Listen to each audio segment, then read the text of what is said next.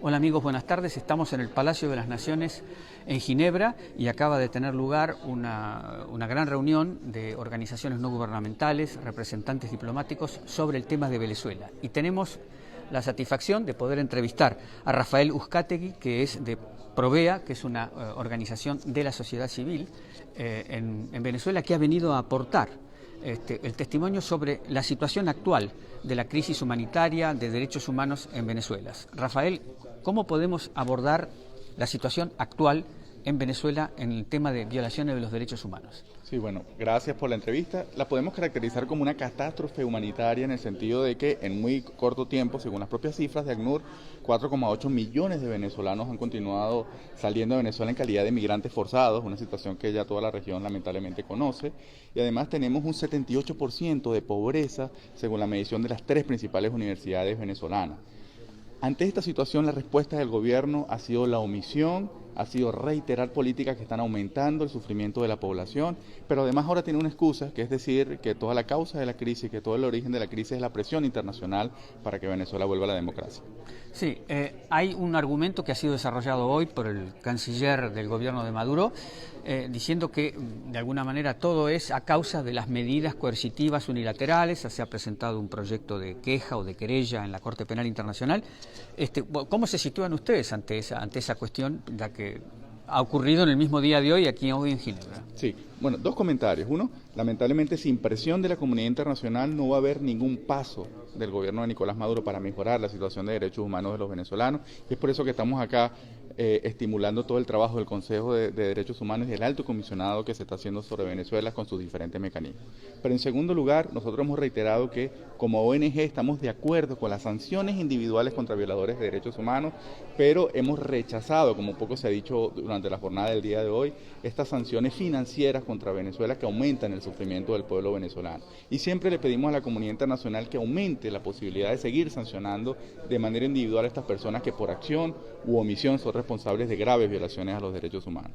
Otra cosa, los informes periódicos de la alta comisionada, que ahora ya tiene por lo menos 2 personas en el terreno que pueden chequear, yo imagino, mucha información, son que hay una persistencia de detenciones arbitrarias en Venezuela por parte del gobierno, hay ejecuciones extrajudiciales, hay una situación carcelaria grave, incluso hay algunas cárceles aparentemente donde la alta comisionada no ha podido enviar gente.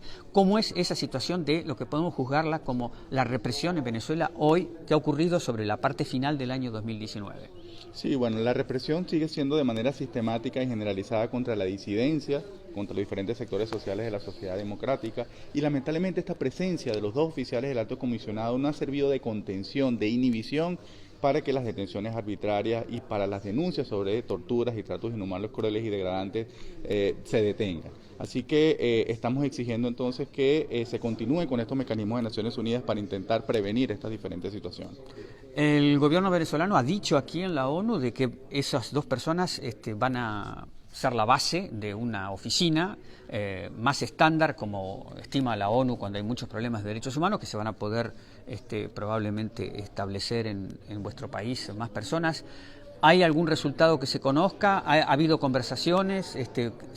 ¿Hay un avance de que esas 2 personas se conviertan en una estructura estable de la alta comisionada en Venezuela? Sí, bueno, de las recomendaciones del último informe de la doctora Bachelet hay 25 políticas que se puedan establecer y lamentablemente solo se ha cumplido una, que es la presencia de los 2 oficiales. Sin embargo, otras situaciones que generaron mucha expectativa en la población, especialmente los familiares de la víctima, como fue visitar los centros de detención donde se han denunciado más casos de tortura, lamentablemente no se ha cumplido hasta el momento actual. Y por ejemplo, otro que tiene que ver con el acceso a la información pública, con los datos sobre la situación de salud, sobre la situación de la alimentación y la vivienda, tampoco se han hecho públicos. Así que nosotros creemos que con un mandato mucho más fuerte a la oficina del Alto Comisionado para seguir actuando sobre la situación venezolana, esperamos que estas recomendaciones, algunas de ellas avancen, se cumplan y que esta cooperación no se limite solamente al intercambio de información técnica entre el Alto Comisionado y las autoridades venezolanas. Una última pregunta. Bueno, la solución a esta crisis tendría que ser democrática, coinciden un montón de actores, Pero, ¿qué características tendría que tener esa solución? Elecciones libres, pero hay elecciones parlamentarias, hay elecciones presidenciales. O sea, ¿cómo ven ustedes desde la sociedad civil cómo se podría avanzar a una solución pacífica y democrática de la situación? Bueno, restituyendo los derechos de participación política y electoral de los venezolanos que ahorita se encuentran obstaculizados.